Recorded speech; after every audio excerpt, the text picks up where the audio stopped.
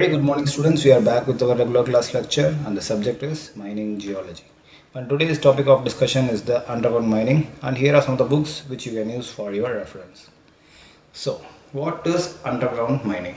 By definition, it is the process of extracting minerals and ore from beneath the earth's surface rather than forming open pit method. It involves accessing ore deposits through tunnels or shafts that reach deep below. So in our previous lecture we had discussed about open cast mining, right?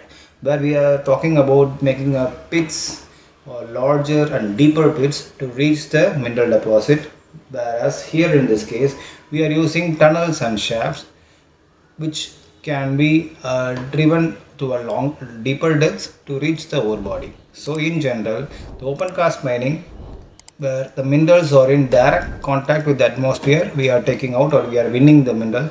In this case here, we are actually taking out the mineral from the rock body which is actually present deep below. So this is the main difference between open cast and underground. Open cast means we are working under the atmosphere, and underground mining we are not in direct contact with the atmosphere. So this is the main difference between these two, and the reason is that open cast mining will be done where the minerals are at shallow depth, whereas in general underground mining will be done where the minerals are at deeper depths. Okay, so why should we go for underground mining, right? So I had defined the open cast mining here.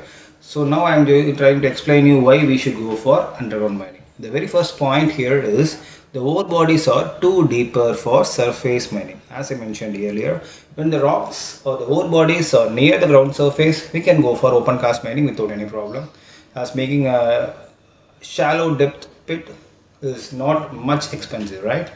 But if the ore body is at deeper depths, making a pit is quite inconvenient as well as quite risky, right? So in that case, what we can do is we can make deeper tunnels or shafts that drives through the rock to a maximum depth. After that, you can work in a place where the rock body is there, like breaking it down and taking it out like that way. Okay, so this is the very first reason why we should go for underground mining. The second thing is that environmental and land use restriction. For example, some rocks and some minerals when get in contact with the atmosphere may pollute the atmosphere, right? And also there are some land use pattern that is present over the mining region, that is the place where you are going to mine. Above that there could be some sort of land use that you cannot change it like that, right? So in such a case, what you can do is you can go for underground mining where the minerals may not get contaminated or may not get contact with the atmosphere, that will not pollute the atmosphere, so environmentally friendly. As well, when there is some sort of land use, say there is a reserve forest on the surface, in that case what we can do is we will not disturb the surface region, and we are just driving through the tunnel and reaching the ore body and working there. So by this way we can control the environmental issue and as well as control the land use, right?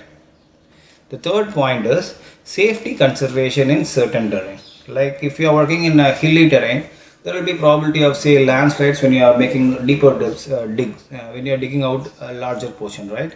And there are, if you are working in a say glacial region, there is geomorphic disturbance.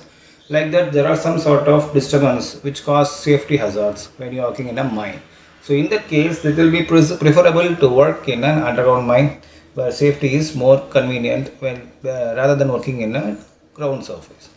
The next reason is that economic feasibility of deep mining.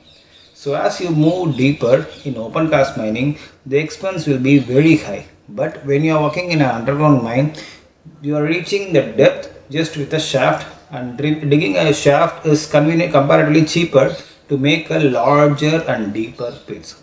So for economic reasons also, we are going for underground mining. So these are some of the reasons why we should go for underground mining. There are also some other reasons. If we need, we will explain in the later videos. Okay. So what are the types? As I mentioned, alluvial mining and open cast mining, there are some sort of types, right? In the same way, this underground mining has been classified according to the depth, shape and size of the ore body. Not only that, the strength of the surrounding rock as well as the economic consideration. So these are the reasons there are so many types of underground mining, and we are trying to explain one after the other. So very first thing what we are going to see is the primitive method of mining. So as the human evolution started and people try to extract minerals from the rock, the very first method of mining is called as rat hole mining. You will be seeing some sort of cartoons and videos where people were digging and taking out the golds and something. Like in a game also they are showing some sort of videos like that. So such a sort of very primitive method of mining, which is somewhat underground, right? Because we are working in a phase which is not in direct contact with the atmosphere, so that comes under underground mining. So the very first thing, that is the primitive method of mining, that is the rat hole mining. Okay, so that is the different case. Then you will see the different types. The first one is when the rock or the ore body is horizontal and which have a good thickness. Okay, if that is the case, we have a good thick mineral deposit which is somewhat horizontal to nearly gently horizontal, then we can go for room and pillar method. So this is the very first method. I will explain when it is coming to the slide, when we move to the slide. Then the second option is that when the rocks are horizontal but the rock ore body is comparatively thinner, then we should go for long wall mining. Okay, the next option what we are getting is inclined ore body. If the inclined rock body is there, right, it is not horizontal and the ore body is somewhat thick and the surrounding rock is somewhat strong, that is competent, then we can go for sub-level stoping. If there is an inclined rock formation but the thickness of the ore body is comparatively less and the surrounding rock is somewhat competent, then we can go for shrinkage stoping.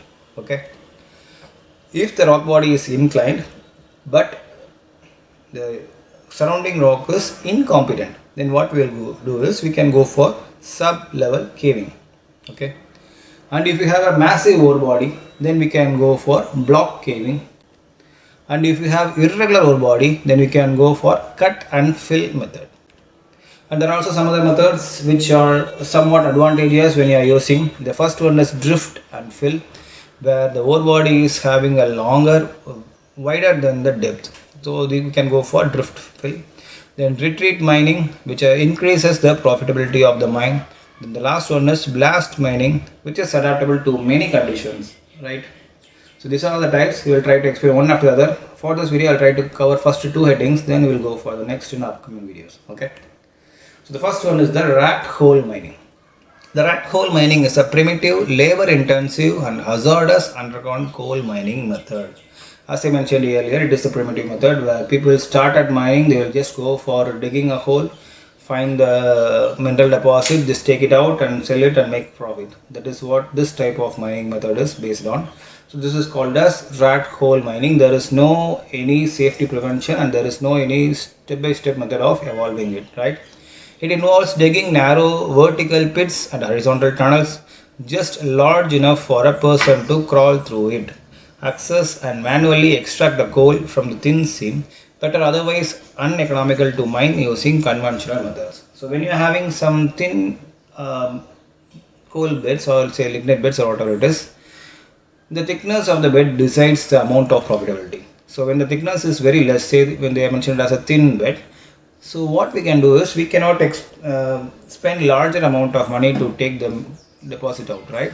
So what they will do is the mining company will just leave it as it is. But the local peoples who are there, they could try to make some tunnels and say cavities or say some sort of burrows and reach the ore body and take it out and make some profit for their livings. So this is what the rat hole mining is generally. So let us see some pros and cons of it. Actually, it provides livelihood in poor region where there is no any rainfall. If there is a deserted region, people have to look for some method to earn money, right? So this is somewhat convenient for them to make some money by selling this deposits to a mining company and make some profit. It requires low investment and quick setup. So at least one or two person is sufficient to make this sort of rat hole mining.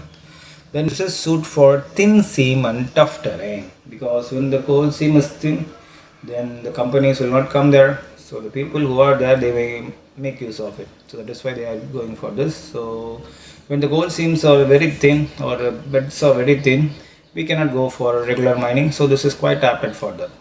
Then this, the main pro is this supports local economy where there is no any other source of income. People can depend on this for their earnings, right? Then what are the cons? We have some drawbacks like this is extremely hazardous, frequently collapses and fatal. So what happens when someone is working in this region, there could be some sort of breaking of rocks above that and that could fall over him, fatality, right?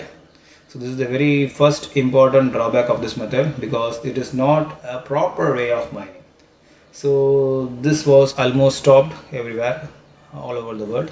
But somewhere some people were doing this for their living. Okay, this is severe environmental degradation. So this sort of haphazard mining will leads to environmental degradation, right? And not only environment in general, but basically water, soil, and air are getting polluted due to this. And in general, this mining method has been banned and considered as illegal in many countries. So this is what a generalized idea about the rat hole mining. Then we have room and pillar method, widely used for underground mining technique where ore is extracted in a grid-like pattern. So grid-like, as you know, if it is a horizontal thick bedded rock or thick bedded mineral deposit, you can make some regular spacing for the pillars to support the roof and take the minerals out of it. The whole rock body has to be mined, but what they will do is they will keep a portion of the rock just as a support for the roof and they will mine the remaining portion. So this sort of mining is called as room and pillar. They have a portion to work which is called as room and they leave some portion as a pillar for the support. That is why it is called as room and pillar, right?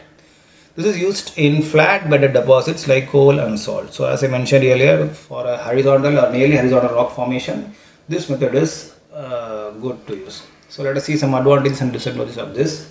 The very first advantages is his high mechanized potential. As the thickness is very high, you can use n number of machines where we can reduce the labor cost and make some good profit about this, right? So that's the very first thing. The second one is reduced subsurface subsidence. As you are using support, the subsidence rate is comparatively very less. So the subsidence of the top surface will be reduced. That will be a good advantage, right? And this is flexible in deposit geometry. So whatever the generalized geometry, this is quite convenient or flexible to use in that. Then we have cost effective for shallow tabular deposits. When you are working in a tabular deposit, if it is a shallow depth, you can go for this method which is cost effective. That is not much expensive. Then there is a minimal waste extraction. As you are leaving the pillar, you can leave the waste as it is as a pillar. So that reduces the wastage from the mines, right? Then disadvantages, what are there? You can see there is a low recovery rate. That is, if you have 100% of mineral deposit, you are keeping 40 to 60% as pillars and removing the remaining. So the recovery rate is very less, right? Then we have some safety risk. As you are breaking the rock and keeping the rock as a pillar, the supporting will be somewhat comparatively less stronger, right? So that could lead to some sort of safety risk like roof collapse. Then we have a gas buildup in that region. So these are some possibilities of some risk. Then we have economic challenges in deep mines. If it is shallow, then it is quite good and convenient. As you move deeper and deeper, the economic value might become somewhat reduced. So it is not preferable when the mineral deposit so deep. Okay. Then when there is no any machine, the labor intensity is very high. That is, you may have large number of laborers to work in that, and the pillar instability at greater depths. As you move deeper and deeper, the stability of pillar will be comparatively less. That could lead to some sort of disadvantages, right? So this is what room and pillar method is, where this is used in a nearly horizontal rock formation with a good thickness. Okay, so this is what for today's class. If you have any doubt, mention comment section. We will try to explain in the upcoming videos. Thanks for watching. Have a great day.